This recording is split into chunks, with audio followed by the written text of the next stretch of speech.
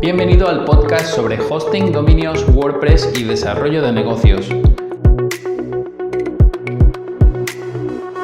Mi nombre es Aitor Serra.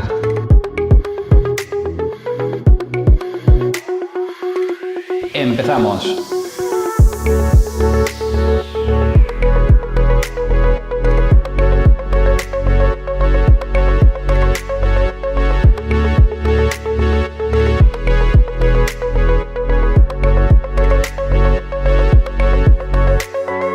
Muy buenas, programa número 2 que dedicaré a hablar sobre Nextcloud.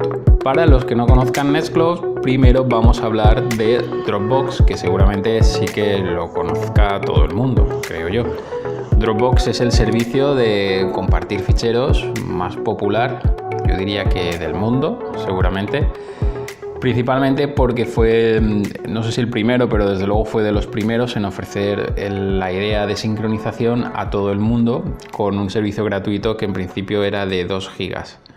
Cuando salió 2 gigas era un espacio bastante razonable que podía servir para compartir documentos, pero rápidamente surgió mucha competencia y se quedó desfasado con su oferta. Si eres de las pocas personas que no han utilizado Dropbox alguna vez en tu vida, pues te explico rápidamente cómo funciona. Te instalas una aplicación en tu equipo, normalmente en tu ordenador, en tu PC o Mac, y a partir de ese momento se te crea una carpeta local donde todo lo que subas a esa carpeta se va a hacer una copia a su vez en la nube, que sería simplemente el servidor de Dropbox. La ventaja de tener el mismo fichero en tu equipo y en Internet es que puedes compartir la versión de Internet con otras personas y crear un sistema de colaboración. Esto a la vez tiene la desventaja de que si modificas el fichero de Internet también se te modifica la versión que tienes en tu equipo local, con lo que no sería un sistema pensado para copias de seguridad o para guardar ficheros, sino que sería más bien pues para tener sincronización. Lo que tienes en un sitio lo tendrías en el otro. Para los usuarios de Mac también hay un servicio que es el iCloud, que es un servicio que es la copia básicamente de Dropbox, pero para el sistema Mac, que está más integrado.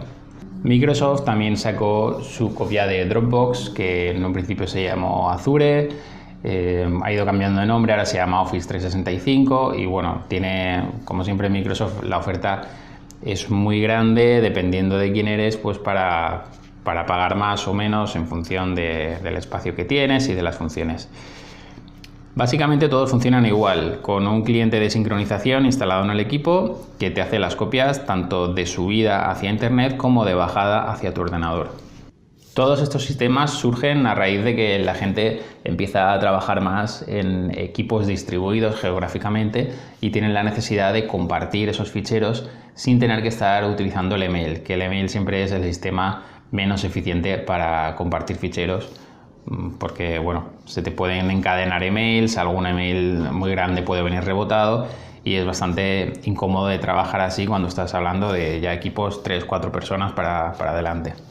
Tanto Dropbox como todos los servicios que fueron saliendo a su sombra se popularizaron principalmente por 2 motivos. El primero es porque ofrecían planes gratuitos de prueba para que la gente pudiera ver cómo funcionaba este nuevo sistema de gestión de ficheros y de trabajar en red. Y el segundo motivo que creo yo que ayuda a popularizar esto es que ofrecían planes enormes, incluso muchos de ellos ofrecieron planes ilimitados. Dropbox sacó un plan de espacio limitado para empresas donde podían alojar en principio todos los ficheros que quisieran sin ningún tipo de límite, ilimitado. Amazon hizo lo mismo, pero además tiró los precios hasta 60 € anuales por todo lo que quieras, todo el espacio que quieras, infinito, todos los terabytes que pudieras utilizar. Windows hizo lo mismo también con un plan de, creo que estaba sobre 100 € anuales, espacio ilimitado. Google también sacó alguno, aunque no sé si llegó a ser tan ilimitado o simplemente era mucho espacio, era como 5 o 6 terabytes. Algo que era tanta capacidad que en principio nadie iba a llegar a utilizarlo. Y las grandes multinacionales pues consiguieron que la gente empezara a utilizar estos servicios y empezaron a conseguir un cambio de hábitos en cómo la gente enviaba ficheros y trabajaba en red. A medida que estos servicios se fueron utilizando más, pues se empezó a ver las deficiencias y los problemas que tenían. En el caso de Dropbox y Amazon, que tenían planes ilimitados con precios bastante populares, la gente empezó a tener problemas de sincronización o problemas de que el ilimitado realmente no era tan ilimitado como decían. Muchas empresas de hosting, entre las que me incluyo, sufrimos porque no podíamos competir de ninguna forma con estos planes ilimitados. Estamos hablando de empresas multinacionales que sus ingresos no los tienen directamente del hosting, sino que lo tienen por otro lado, y esto es una forma pues de acaparar más tanto por cien de mercado. Yo en mi caso, pues sorprendido por estas ofertas, me creé una cuenta en el servicio ilimitado de Dropbox y en el servicio ilimitado de Amazon y me dediqué a subir ficheros vacíos, pero que ocupan espacio. Son un tipo de ficheros que se le llaman tontos, dump files, y que sirven simplemente para ocupar espacio. Son ficheros escritos sin nada. También es un sistema que se utiliza para minar algunas criptomonedas, como ficheros plot, que se llaman. Bueno, total, que me dediqué a subir ficheros y a ver hasta dónde estaba el límite. Quería ver qué ilimitado eran esos servicios que ofrecían. En el caso de Dropbox creo que no llegué ni a los 2 terabytes y ya empezaron a darme avisos de que señor, su servicio ilimitado está siendo muy utilizado, y empecé a tener ya avisos y problemas. Y en el caso de Amazon creo que el límite estuvo más alto, estuvo como en 6 terabytes, 6-7 terabytes de datos tontos, pero finalmente pues también le saltaron las alarmas. Con lo cual yo personalmente pude confirmar que estos servicios ilimitados era simplemente un reclamo publicitario y que pues no tenía razón de ser. De hecho, nadie puede estar comprando discos duros y regalando ese servicio, regalando esos discos duros, además con todo el servicio, todo el software, toda la conexión y todo lo que lleva a mantener un servicio de estas características. Se ve que yo no fue el único que empezó a hacer estas barbaridades. De hecho, hubieron varios casos famosos. Hubo el más famoso, creo que fue de un chaval, no recuerdo de dónde, que lo que se dedicó es a coger imágenes de webcams y guardarlas en el disco duro virtual de Amazon. Entonces automáticamente ese fichero iba incrementándose con cada día o cada segundo prácticamente, grabando imágenes y llenando un servicio que en principio era ilimitado. Si eres de esas personas que dicen, bueno, pero es que esta gente estaba haciendo un uso ilegal o ilegítimo del servicio, estaban haciendo un abuso. Yo soy de las personas que piensa que si yo estoy comprando un servicio y me lo están vendiendo como ilimitado, tiene que ser ilimitado, o por lo menos que a mí no me cobren más de ningún modo por utilizar esa cantidad de espacio, de servicio o de lo que sea. Es por eso que yo no ofrezco planes ilimitados, no creo en los planes de espacio ilimitados, porque de momento no existen esos discos duros de espacio ilimitado. Y todos estos servicios terminaron poniendo lo que le llaman en inglés políticas de uso razonable o uso justo, que no deja de ser curioso, porque ellos te están vendiendo un servicio con unas condiciones y te dicen, a ver, no es razonable lo que te estamos vendiendo, no es razonable estas condiciones. Yo te vendo un espacio limitado, pero no es razonable que tú lo utilices. Entonces vamos a entendernos y vamos a tener como tú vas a utilizar bastante, pero si a mí me parece que ese bastante es mucho, entonces te voy a cerrar la cuenta. Bueno, volviendo un poco al tema, porque aquí el podcast trataría de Nextcloud y tendría que volver aquí. Volviendo al tema del podcast, porque luego me critican que siempre estoy rajando de las grandes y la verdad es que tienen razón. Volvemos a hablar de Nextcloud. Nextcloud es la evolución de un sistema previo que se llamaba OwnCloud. Y OwnCloud salió a su vez para intentar no depender de estas mega multinacionales, de estas grandes empresas, y basándose sobre todo en copiar el sistema de Dropbox. Si sigues el blog, ya he hablado en varias ocasiones de OwnCloud. Era la opción de hacerte tu propia nube. Es de código abierto, con lo cual está abierto a modificaciones y a que se pueda ver y a interconectar con otros sistemas, Pero es verdad que cuando yo he probado OnCloud dejaba un poco que desear, no era un funcionamiento muy limpio y tenía algunos fallos a nivel del propio sistema. No sincronizaba bien y no acababa de ir fino. Con lo cual, aunque fue un primer paso para crear un sistema de compartir ficheros autónomo que no dependiera de ninguna empresa, pues yo lamentablemente creo que no llegaron a conseguir su finalidad. Aunque bueno, es un sistema muy conocido, lo está utilizando mucha gente, muchas empresas, pero a mí personalmente me parecía que pegaba tirones, para que nos entendamos. Nextcloud, por el contrario, lo que ha hecho ha sido coger OnCloud y mejorarlo hasta el punto de que pueda ser utilizado en sistemas empresariales. Es decir, han pulido todos los fallos que tenía OnCloud, han quitado muchas de las opciones que estaban ahí a medias, como un editor de texto y algunas cosas que estaban como medio hacer, y lo que han hecho ha sido poner pocas funciones que funcionen bien, y luego se han basado en un sistema de plugins como por ejemplo WordPress, donde tú puedes coger una pieza y añadírsela a la configuración base que funciona bien y que está todo probado de Nextcloud. De esta forma ya es un sistema que puede entrar en producción y puede ser puesto a prueba por empresas compartiendo ficheros y tomándoselo ya en serio. Proveedores de servicio como mi caso o como muchas otras empresas podemos coger un servidor plano, solo con el sistema operativo y los requisitos que pide, instalar Nextcloud y empezar a crear cuentas de usuarios para que esos usuarios a su vez puedan utilizar el servicio de Nextcloud. Con esto se consigue tener una nube que ya no depende de una multinacional, sino que depende de cada proveedor. Además, al ser un sistema abierto, tú podrías bajártelo, de hecho te lo puedes bajar de la web, instalar en tus equipos, te lo puedes instalar en tu ordenador local, en tu oficina o donde quieras y empezar a utilizarlo. En este caso las limitaciones son las que tenga tu propio hardware, tu propio servidor, tu propio ordenador o allí donde lo instales. Si tú tienes instalado un disco duro de 8 terabytes, pues tu servicio de cloud de la nube tendrá 8 terabytes. Si coges un plan que ya esté montado con una capacidad concreta y una transferencia concreta, pues eso será la capacidad que tiene tu nube.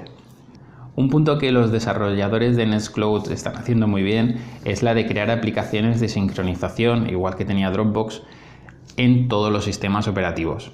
De hecho, bueno, te comento, tienen para Windows, tienen para Linux, tienen para Mac, tienen para Android, para iOS e incluso tienen para Windows Phone, que es algo que me ha sorprendido mucho porque digo, ¿qué están haciendo esta gente haciendo una aplicación para Windows Phone? Que está más muerto que muerto, pero bueno, yo creo que la idea con la que lo han hecho es decir, mira, tengas lo que tengas, vas a poder utilizar Nextcloud. La aplicación de sincronización te la puedes descargar desde su página web y una vez instalada, sí que es verdad que la primera pantalla de configuración lía un poco porque te da opción entre elegir un proveedor de Nextcloud de los que ellos tienen en la lista o crear el tuyo propio, con lo cual la primera vez tienes que saber un poco los pasos que tienes que hacer, pero una vez lo tienes sincronizado y eliges las carpetas que quieres que se sincronice, funciona exactamente igual que cualquier otro servicio de sincronización de ficheros en la nube. Y ahora viene uno de los pasos más complicados de entender para gente que no haya trabajado nunca con un sistema de sincronización de ficheros en la nube. Con Nextcloud, igual que con todos los servicios que he estado comentando de alojamiento de ficheros, vamos a hablar de cloud o de nube o bueno, como queráis llamarlo, tenemos varias partes que forman el rompecabezas para poder compartir los ficheros. Por un lado tenemos los ficheros en nuestro ordenador, ¿vale? Por otro lado tenemos los ficheros en el servidor donde tenemos instalado Nextcloud. Y todo esto tiene un punto de unión que sería la aplicación de sincronización. Lo que suele ser más complicado de entender es el hecho de la sincronización en los dos sentidos. Porque hay gente que me comenta cuando llama por teléfono para preguntar dudas de Nextcloud o por email, me pregunta, bueno, ¿y si yo modifico un fichero en mi equipo, este fichero luego cómo lo subo? Yo le explico, no, está sincronizado. Cuando tú guardes el cambio de ese fichero se va a subir. Y entonces me dicen, vale, y si un colaborador me hace un fichero, me modifica el fichero, ¿cómo lo bajo? Y yo, bueno, es que es lo mismo, es tanto de subida como de bajada. Aquí el concepto es que vas a tener la misma copia, va a ser el mismo fichero, vas a tener lo mismo en un sitio que en el otro. Con Nextcloud puedes definir las carpetas que quieres sincronizar Y puede haber otras carpetas que no quieras sincronizar y que quieras utilizar, por ejemplo, para copias de seguridad. Es decir, podrías tener una carpeta de documentos que sería donde subirías los documentos que quieres compartir con tu red de colaboradores, y luego tener una carpeta que sea de copias de seguridad, donde subirías pues, las copias de seguridad de tu equipo o de tu sistema de facturación o de tu TPV o de lo que sea. Los ficheros que tienes subidos en Nextcloud puedes compartirlos con cualquiera de varias formas. Primero, comentarte que Nextcloud, una de las ventajas muy buenas que tiene es que es multiusuario. Tú tienes un administrador, pero ese administrador a su vez puede crear las cuentas de usuario que quieras. En la mayoría de servicios de las grandes empresas, grandes multinacionales, te van a obligar a que cada usuario tenga su propia dirección de mail y normalmente su usuario dentro del sistema. Por ejemplo, en Dropbox, pues cada usuario que vas a crear va a tener que tener su dirección, su cuenta y todas las cosas. Sí que sé que hay una versión para empresas donde hay un administrador también que puede crear usuarios, pero normalmente las versiones básicas o las versiones, digamos, personales, profesionales, que no son para grandes empresas, te van a obligar a que tenga usuarios en el sistema. Esto, pues bueno, puede ser una ventaja o una desventaja según cómo tengas organizado tu estructura informática, pero en el caso de Nextcloud, pues bueno, tienes la opción de crear los usuarios como quieras. Puedes gestionar usuarios totalmente libre. Entonces, si tú en tu empresa, pongamos que sois 5 y queréis compartir ficheros tanto en una dirección como para en otra, podrías crear 5 usuarios y que cada uno entrara a su cuenta y desde ahí pudiera gestionarlo.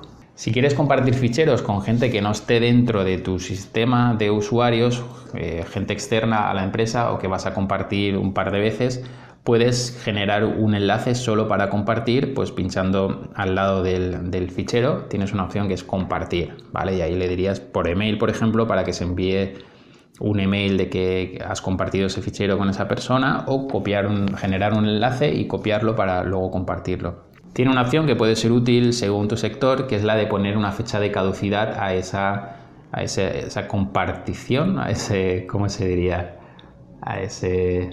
Sí, compartición, supongo que sí. Me suena un poco raro, pero bueno.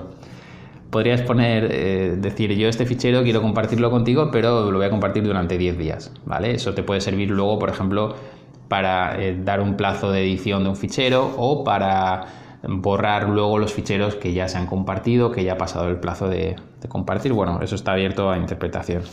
Dentro de Nextcloud, como ya he dicho, puedes añadir piezas para ir ampliando funciones. Hay varias que son bastante útiles si te quieres manejar en un entorno integrado, como sería un webmail, para tener tu propio webmail dentro del compartir los ficheros, todo integrado, fácil adjuntar ficheros y todo. Y yo creo que la segunda función más utilizada sería la del calendario, que también te permite pues eso, compartir agendas y demás. De esa forma te puedes ir montando tu propia suite ofimática o de trabajar en red. Puedes abrir ficheros PDF y, como es un sistema abierto, pues van a ir desarrollando nuevas funciones tanto los propios programadores como programadores externos. Tiene también muchas opciones de compartir, de conexión con redes sociales y todo este tema. Por último, comentaros una función que tiene, que ayer estuve hablando con un cliente y que va a utilizar de la siguiente forma. Necesita ordenar los ficheros que tiene compartidos en la nube y necesita etiquetar esos ficheros y luego poder hacer búsquedas en esos ficheros. Yo no sabía muy bien si esa opción la podría hacer con Nextcloud y después de estar haciendo algunas pruebas encontré una forma que es con etiquetas. Al lado de cada fichero puedes etiquetar y puedes decirle, por ejemplo, en este caso eran facturas, pues puedes coger un PDF que tienes subido y compartido y decirle, este está pagado o este está pendiente. De modo que cuando te metes en el buscador puedes buscar por los pagados y te salen solo los PDFs pagados. Esto abre muchas posibilidades de gestión. Es algo que creo que no tienen, o yo por lo menos no he visto en servicios de multinacionales. Igual sí que lo tienen en versiones premium, no lo sé. Pero esto puede dar mucha agilidad, pues eso, en el hecho de organizar luego toda la cantidad de ficheros que puedes tener subidos en nube o compartidos. Como conclusión, te diría que probaras Nextcloud. Tienes una demo en la página oficial de nextcloud.com. Te lo pondré luego en las notas del programa. Espero haber aclarado algunas dudas sobre lo que es Nextcloud y hablar un poco de los servicios de sincronización. Es mi segundo podcast que grabo, no sé qué tal lo estoy haciendo, con lo cual me gustaría recibir opiniones. Puedes dejarlo aquí en los comentarios o en las diferentes plataformas donde lo voy a ir subiendo. De momento he subido el primer programa en el canal de YouTube. Lo he subido solo con audio y una carátula, por si lo quieres escuchar desde ahí. Y también lo he subido a iVoox. Mi idea es subirlo también a iTunes y en Google Podcast, que es, si no lo has probado, es la aplicación que yo estoy utilizando. Es una aplicación muy sencillita para suscribirte a los podcasts. Y bueno, es un poco complicado añadir los podcasts ahí, pero poco a poco pues lo iré haciendo. También me gustaría recibir ideas sobre temas que podría tratar o preguntas que puedas tener. Creo que me está quedando todo demasiado técnico, entonces igual el próximo programa lo hago sobre algún tema más abierto o no meterme tanto en detalles, que en el fondo es lo que me gusta, pero es que al final me acabo perdiendo. Bueno, nada, eso es todo. Un abrazo y nos vemos en el próximo programa.